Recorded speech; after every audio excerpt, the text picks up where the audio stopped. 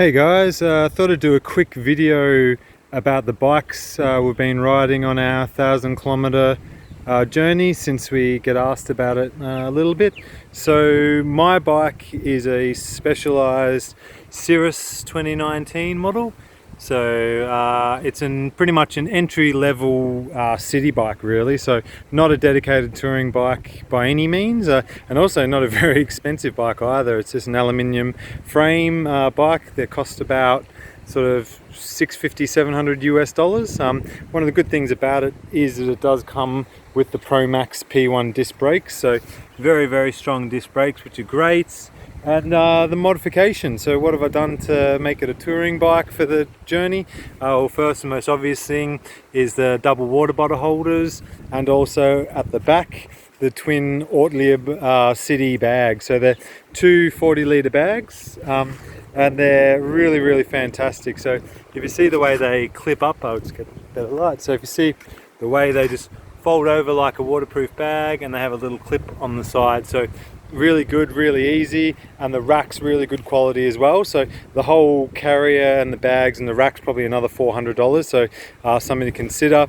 And also really good twin rear lights. So I've got a really bright blaster LED light on the top there, which is great for really getting people's attention.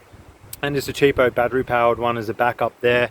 Also got my Specialised helmet. I bought this helmet A because it was really nice and cool in the weather, and two because it's got this little nodule on the back where if you have a crash it actually can focus because this camera is shit.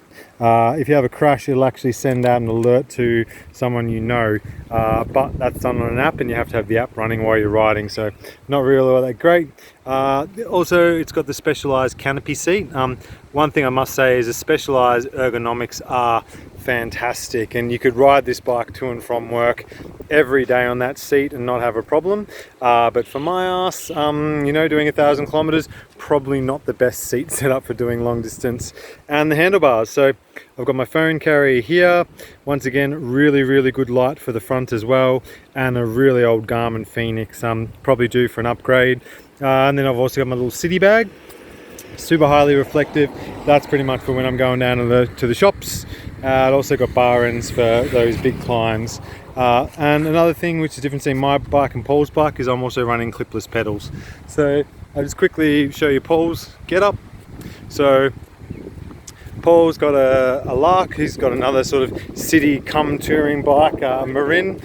Really sort of nice get up. If you see, the ergonomics for his bikes are quite a bit more upright. Mine's quite sort of laid over and sporty. His is more upright, and he's also riding flats, which is another good thing for touring because it allows him to be in sandals, which means you don't have soggy clipless shoes all the time, which are really not good for long distance riding. Same get up on his, which is the two ortlieb bags on the back and the good rack. He's also done a couple of little things like zip tying a mud guard. These only come with thousands of kilometers of getting comfortable on your bike.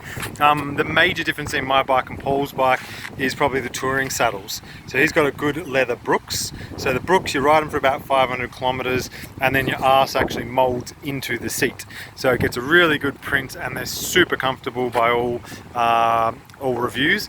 And another major thing is Paul's bike actually has a seat post, so it's got a suspension post in the seat, so when Paul's riding along you can see it bouncing up and down visibly, so that takes a lot of the soreness and just aches and chafing out of long distance riding. So that means you're going to do 1,000 kilometers and not have a sore ass every day, so definitely well worth it.